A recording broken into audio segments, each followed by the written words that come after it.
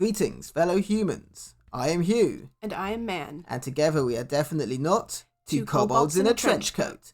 We enjoy human activities, such as paying taxes, Having existential crises, and RPG horror stories. Let's see what we've got today. You won't date my character? Fine, I'll get the new player's character almost killed. By Texas Fat Gum. Hi, long-time reader, first-time poster. I've been sitting on this story for some time now, but figured I'd toss it out here.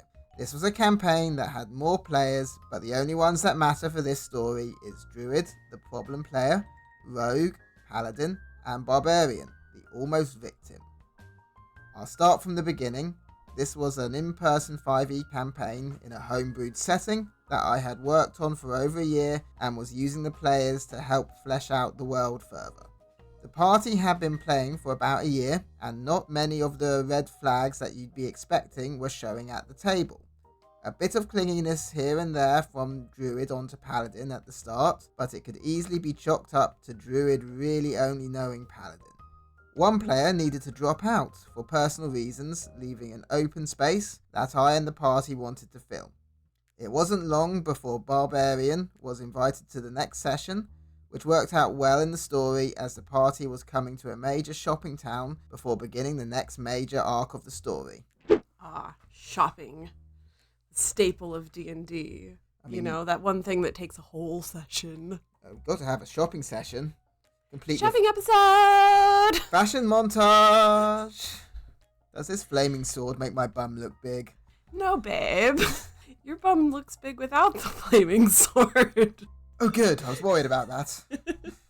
Paladin and Rogue had gotten closer in game as they were the ones who usually had each other's backs when they were in tight spaces or dealing with the consequences of their action, like burning down a temple and dealing with that temple's god. Due to this, their characters had grown naturally together, which really started to agitate Druids. It wasn't clear to me until later in the story just how much it bothered them. Eventually, Paladin came to me about how they didn't like how Druids kept trying to force themselves into a romantic interest with them. I hadn't thought anything of it, as in past campaigns, Paladin and Druid usually had intertwined characters. I told Paladin that I'd talk to Druid and let them know to cut back on the romantic stuff, so we could all be comfortable at the table. After the conversation, it seemed like Druid understood and would cut back, but this wouldn't be much of a horror story if they didn't, right? Never is it? You always have that one person that's like, oh yeah, I'll be good. Just kidding. That is what the stick of consequences is for. Like burning down buildings and having to deal with temple gods. I kind of want to know the story behind that. Like, you can't just throw that out there, guys, and then expect us to not be curious. I mean, maybe they can make a prequel episode for that. I want to know. We have to know the story behind this now. At first, Druid seemed to be pulling back, but it only lasted for a couple of sessions. I had gotten to the point of kicking Druid out of the game when Paladin and Rogue came to me with an idea to possibly fix the issue. After going over the plan, I expected it wouldn't cause any issues with the other players and would hopefully solve the situation without us having to find another player. The next session came, and with it, the start of the plan. The party had run into Barbarian and were able to do some shopping and find an inn for the night. The wagon they've been travelling in had been parked out by the stables along with the horses. After the party had some drinks at the bar, they began to head to sleep, with Paladin and Rogue dipping out first. The party shared 2 bedrooms and began to notice that even though Paladin and Rogue had gone to bed first, neither of them were in their rooms. Worried that their party members had been ambushed, the big bad of the campaign was Lolth, and they were having to deal with her assassins from time to time, and they had seen me messaging Rogue a moment earlier. The party began investigating, and eventually were able to find Paladin's and Rogue's footprints. The party found the footprints leading to the wagon that had the subtlest of movement, just outside of town, and slowly approached it. Put a sock on the wagon wheel? Is that what we're talking about? If the wagons are rocking, don't come a knockin. Oh yeah. As the party were about to pull open the back doors of the wagon, I only had one last message to send to Paladin and Rogue. Who's the top? They agreed that Paladin was the top, As the party flung open the doors, I described how the barrels and crates in the wagon tastefully cover Paladin and Rogue, with Paladin's head and shoulders visible vertically and Rogue's head and shoulders visibly horizontally. Both Paladin and Rogue do the caught in the act reaction, where they scramble for their clothes to cover up.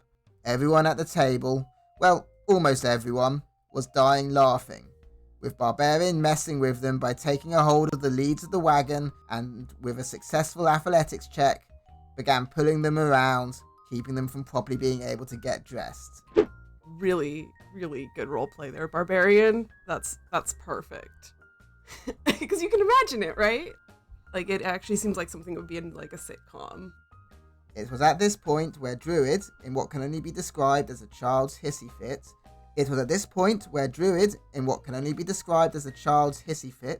got up from the table and hurriedly walked into the other room. We decided to call it a night after that, and I talked with Druid to make sure they were okay. They said they were, and that it was something else they had gotten up for. It was obvious that it wasn't, but I didn't want to push them on it and left it at that. And that's a very decent way to handle the situation. You can only do so much. You can't force people to talk about their feelings. DM is doing what they should do as a DM. They are addressing the situation out of game, and also then respecting someone's individual feelings if they don't want to talk about it, but they are having the out of game conversations that need to happen in these situations. A few days before the next session, I checked with the Druid to see if they were okay with coming back to the table, and they promised they were okay. The following session is where it really showed that no, Druid was in fact not ready to come back to the table. The next session picked up the morning after, with the party heading to the pub for breakfast before heading out for that day to get in some big coin shopping. The party ordered their usuals, with Druid ordering something really sweet and messy, where they described that in their depression they faceplant into their food. Yeah, we're going into cliche anime girl love triangle territory here. Some faceplant into food. Which is funny in anime, not so funny in D&D. After everyone ate and got ready for the day, the party split up into duos to handle their shopping, Druid and Barbarian teaming up. Druid and Barbarian's big task was to try and get into the Merchant's Guild using Druid's noble background and dress, which would give them a possible way to cross a massive desert with a caravan. Barbarian was going to act like they were Druid's bodyguard, so the guards would let them go in with Druid. The problem begins when, after Barbarian just gets done doing a 14 charisma check, Druid decides that this is the time to mention that even though they had changed into their travelling clothes, they didn't clean off the mess from breakfast. This made it harder for Barbarian to backtrack and convince the guards to let them in, causing the guards to take a closer look at Barbarian. Barbarian was a wanted man in his background, but not a well-known one. With Druid constantly fighting against everything Barbarian would say, it made the guards get suspicious, and before Barbarian could get Druid to walk away with them, the head guard had them stop with another flanking them. So wait, he mentioned that he still had breakfast all over his face? Apparently they did. Just why? Apparently this temper tantrum extends into the full day, and how will they interact now with the other party? Like, their problem is with Paladin and Rogue, right? Not with Barbarian. The initial temper tantrum was over the fact that Paladin and Rogue were, getting it on. When these people throw their tantrums, I don't think they're necessarily concerned with who the victim of their tantrum is. They just want to act out at someone, and Barbarian drew the short straw of being paired up with them for the day. Yeah, I think that's what's going on here. It's just, I just wanted to point it out that we're just throwing a temper tantrum in general and getting people that have nothing to do with our problem in the middle of our problem. It's all about them and their issues.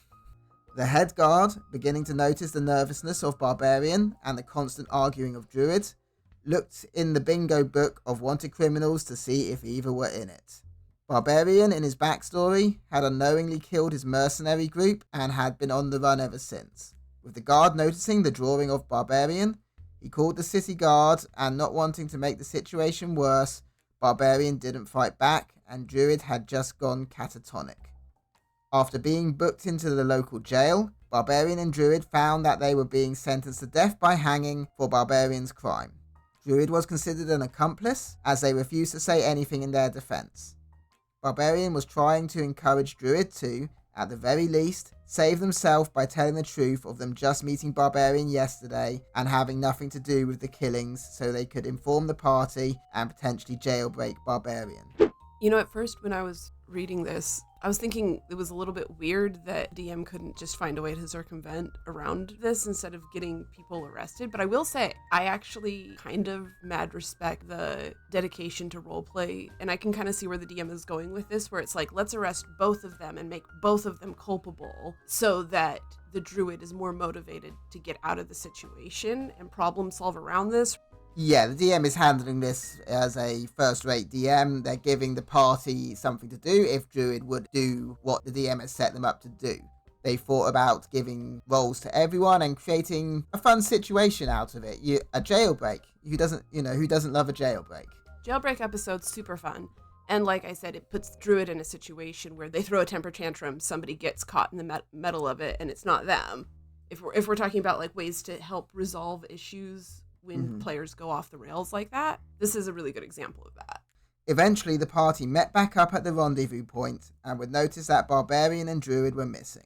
The party then had to spend the next part of the session trying to find Barbarian and Druid, with them eventually finding them at the gallows with their hands and legs bound, surrounded by 6 town guards, 2 high-ranking guards, and the captain of the guard, who was a spellcaster. The party began combat to save their friends, with Paladin and another player almost being killed and the party barely being able to escape the town, completely locking them out from any of the purchases they were wanting to make, as they were going to discuss splitting the gold up from their collective gold to make payments. Oh no, shopping day was ruined. Not precious shopping day. You might have had that enchanted item that you randomly came across in the shop, but Druid had to go and ruin it. So, yet another thing that they ruined with their temper tantrum. Never ruin the shopping episode. Barbarian and Druids had to leave all of their belongings that they had on their person when they were arrested behind, leaving them unarmed while the party had to travel across a deadly desert to escape the guards' chase. Luckily, the party had some spare weapons they could give them so they'd be better in a fight if needed. I gave them a travelling merchant to help them out a bit with the missing gear, and the party was perfectly okay with sparing the gold to help them. Was there a big explosive argument at the table? Did the players all turn on Druids? Did the campaign fall apart? I can happily say that I had some really good players and none of the above happened. It might be a bit anticlimactic, but Druid left the campaign after that and we were able to bring in another player to replace them, eventually killing Lolth and finishing the campaign with a satisfying ending for each player. TLDR, Druid gets upset that Paladin doesn't want to date them in-game, causing Paladin and Rogue to start dating in-game to get Druid to stop. Druid goes catatonic in-game and actively tries to derail the party's plans, leading to the arrest and near hanging of Barbarian and Druid themselves. I admit, it wasn't the most mature option allowing Paladin and Rogue to go through with their plan, but I almost wanted it to be a sharp wake-up call. I did also talk with everyone afterwards, and since no deaths happened, they didn't want to retcon anything and allow it to roll on. That's why I gave them the merchant as some kind of softener. So I know this one isn't a more, I guess, exciting horror story. I mean, there's some excitement for sure, but you don't have some, like they pointed out, you don't have some big explosive argument or, anything like that. This is a really good example of handling these situations as a DM. Not everybody's going to just, okay, I'm done and walk off like Druid did. I would imagine quite a few problem players would do that if the situation was similar to this, where it's like, oh, I'm not getting what I want out of my temper tantrum. Firstly, it was over the top dramatic because they interrupted everyone's shopping. Cardinal sin. That's true. Never mind, I take it back. But also, yes, the DM definitely handled this well and is clearly a very experienced DM and knows how to handle difficult situations. Yeah, I will say they buried the lead a little bit on that one. Going to that edit at the bottom saying that they realized that it wasn't the most mature plan, I actually wouldn't agree with that, to be honest. I don't think that it's immature or a bad problem solving to do something like that when you have a character or a player who's like, I want you to date me in the campaign, in the story, and is not letting up. After DM had a conversation with them and tried to handle it the mature way, and that didn't work, it becomes a bit more acceptable to find more creative ways. If the plan to mess with them in that way was the first reaction, then the DM and Paladin and Rogue would be the buttholes. Or at least they would get 1 butthole out of 5. The Druid would still be the problem. However, they did try to manage it in the mature way that is the best way to do it, out of game conversation, and it didn't work. Druid refused to let it stick. As well as it made for a great, fun roleplay moment for everybody, which, in my opinion, as long as people have fun with it, it doesn't matter if it's immature or not. Everybody had fun with it, well, except for Druid, but then Druid was never going to have fun with that. And other people even got to participate, and not in the way that you're thinking. Hey man. What, Hugh? Did you hear about the Druid who wielded guns while in wild shape? No. Apparently they had the right to bear arms. And with that, we have definitely not been two kobolds in a trench coat. Be sure to like, comment, subscribe, and make the necessary sacrifices to Tiamat. We'll see you next time.